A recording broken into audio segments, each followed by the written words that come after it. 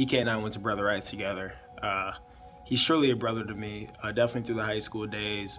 He was just an amazing person. But just touching on his legacy a little bit, one of the biggest legacies EK left, definitely at Brother Rice and out of Brother Rice, was just having a serving spirit. We were in this Band of Brothers program that is basically allowing freshmen and senior students come together, even sophomore juniors, all come together, and we bonded for 15 minutes. And Ike was the most popular kid in our Band of Brothers class, mostly because he was the biggest one on helping everybody with their homework. I mean, it would be like a line. He had his own business. It'd be like, oh, Ike. He'd run to all these different places, 1, 2, 3, 4, 5, 6, 7, all these different tables to help. And it was just unreal to me to see that. And he took time out of his time. He could be studying to help others. Truly just a pious person, just a loving person. I love him. He's my brother. That's real. Love you, man.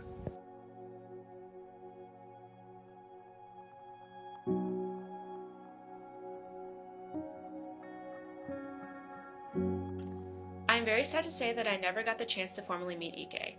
I knew of him because he was such a good friend to many people who I am close with. Even though I never got to meet him in person, his death still came to me as a shock. I remember reading all of the messages left on social media that day and just feeling devastated for the amount of people that this affected. Christine and I had been looking for a way to bring the cause that our foundation benefits a little bit closer to home. So when Christina said she thought Dodge for Cause should benefit the charities that Ike was involved in when he was alive, I knew it was a great plan. Ever since Ike's legacy has been the foundation of our event, Dodge for Cause has flourished and is now better than ever before. New people have joined the groups that create Dodge for Cause. The amount of students involved in the events has increased, and the morale has gotten brighter. His motto reiterates what we stand for as an organization, and I can't think of any better way to describe the goal of our fundraiser. God first, others second, and self last. I want to live every day of my life the way Ike did. EK. When the name EK is said around me, anytime his name is said around me, there's really no way to put into words how much goes through my head and how much he meant to me.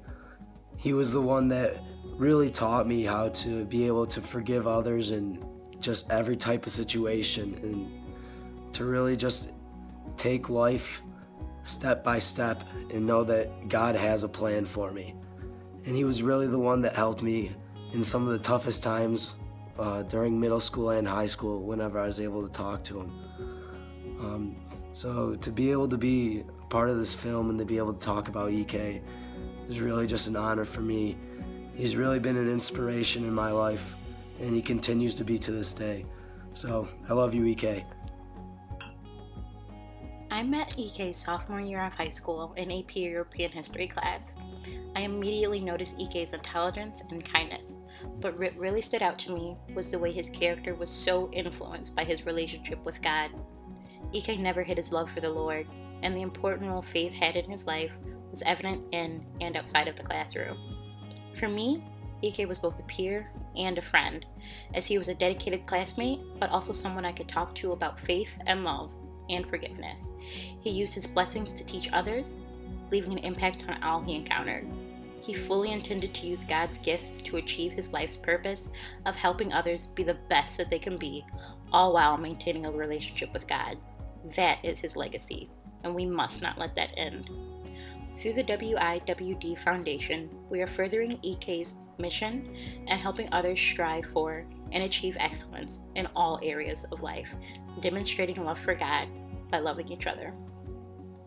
EK Anzarike was one of my best friends in middle school, and he was just one of the funniest, smartest, athletic guys that I hung around. He was one of the first friends I made in school, and he was just always a fun time to be around. He was very knowledgeable. We always shared a lot of stuff about our families. We always made jokes about stuff. I remember the first time he played basketball, and he wasn't really good at it, but he always tried, and he never gave up, and he kept doing it. And then we started running track together, and he was really good at track. He was a lot faster than I was. But then when high school came, we went our separate ways, and we kind of separated.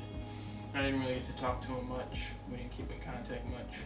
And then one of our close mutual friend Alex Skunis's graduation party, and it's the first time I'd seen him in a really long time. We just had a really, really long conversation, just catching up and talking about girls and school and where we're going off to college and everything. And it was just a really nice time. And then we left from the party, and that was the last time, unfortunately, that I got to see him. And I remember I was in a summer program up at Michigan State University, and I saw it on Facebook that he had passed away, and I came home and I went to the funeral, and I just remember seeing all of the Brother Rice kids I went to school with and all of our friends from middle school, and it was just a really sad time. But I wear his wristband every day just to remember that before I do something selfish for myself, that I should think about other people and the impact that it's going to have on them. And before any of that, before I think of others and myself, I should think about what, God and Jesus would want me to do, just to follow in his footsteps. I met EK in middle school. He was the kind of guy that no matter what kind of day he was having, he had the biggest smile on his face. But there was something different about EK's smile. It was warm, inviting, and genuine. Something I couldn't explain to you until I got to know him better in high school. Nearly every day, EK would wait for his siblings while I waited for my little brother to get out of school. We would stand there and talk on the same corner every day. And every day, EK would start the conversation with, "Christina Miracle, how are you doing on this fine and beautiful day?" Keep in mind that it didn't matter what the weather was. It could be raining, snowing, hailing. For that matter, it could have been a tornado. In EK's mind, it was a fine and beautiful day. And every conversation we had, he would end with, "You're going to change the world one day." Whether or not EK knew it, he was changing my world every day that we talked.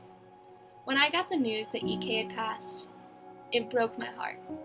There was nothing more painful than not being able to say thank you to someone who had changed your life so dramatically and given you so much hope. The only thing I could think to do was to reinstate my charity to honor his legacy. I didn't fully understand EK's legacy until that day, February 28, 2015, when more than 300 people entered the doors of Seaholm High School's gymnasium. That day, I got to see the love of Christ in every person that came in. I watched people fall in love with Jesus. I watched people smile, a smile that I had never seen. I watched people shed tears, people share hugs, and I got to see the world the way EK saw it. That day, EK's legacy made sense to me. His legacy was more than just being genuine and kind. EK's legacy was about seeing the world the way God looks at every single one of his children.